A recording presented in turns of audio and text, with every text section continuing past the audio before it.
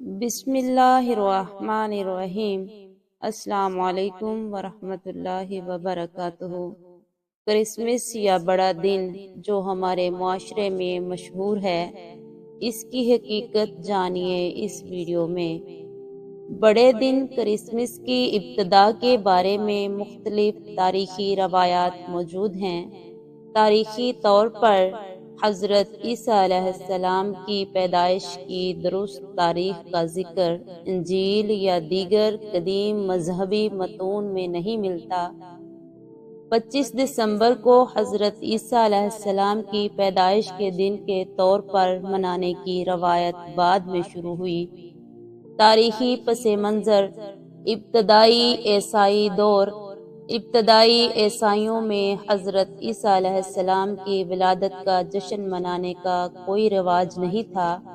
اس وقت زیادہ توجہ ان کی زندگی، تعلیمات اور وفات کے واقعات پر تھی۔ روم کی سلطنت میں آغاز: چوتھی صدی عیسوی تقریباً 336 عیسوی میں روم کی سلطنت کے دور میں 25 دسمبر کو باقاعدہ طور پر کرسمس کے دن کے طور پر منانے کا آغاز ہوا۔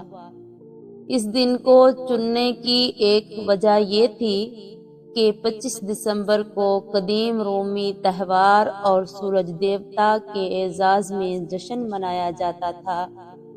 عیسائیوں نے ان تہواروں کی جگہ حضرت عیسیٰ علیہ السلام کی پیدائش کے دن کو منانے کے لیے اس دن کو منتخب کیا۔ چرچ کی منظوری: چوتھی صدی میں روم کے بادشاہ قسطنطین کے عیسائیت قبول کرنے کے بعد کرسمس کو ایک سرکاری تہوار کے طور پر منانے کی اجازت دی گئی۔ 25 دسمبر کو چرچ نے باقاعدہ طور پر حضرت عیسیٰ علیہ السلام کی ولادت کے دن کے طور پر تسلیم کیا۔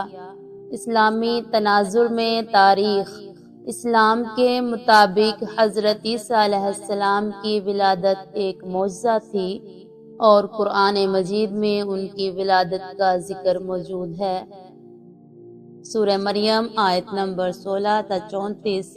لیکن قرآن اور اسلامی تاریخ میں ان کی ولادت کی تاریخ نہیں دی گئی، لہٰذا بڑے دن کی ابتدا تاریخی طور پر چوتھی صدی عیسوی سے جڑی ہوئی ہے، جب یہ ایک مذہبی اور ثقافتی تہوار کے طور پر منایا جانے لگا۔ جزاکم اللہ خیرا۔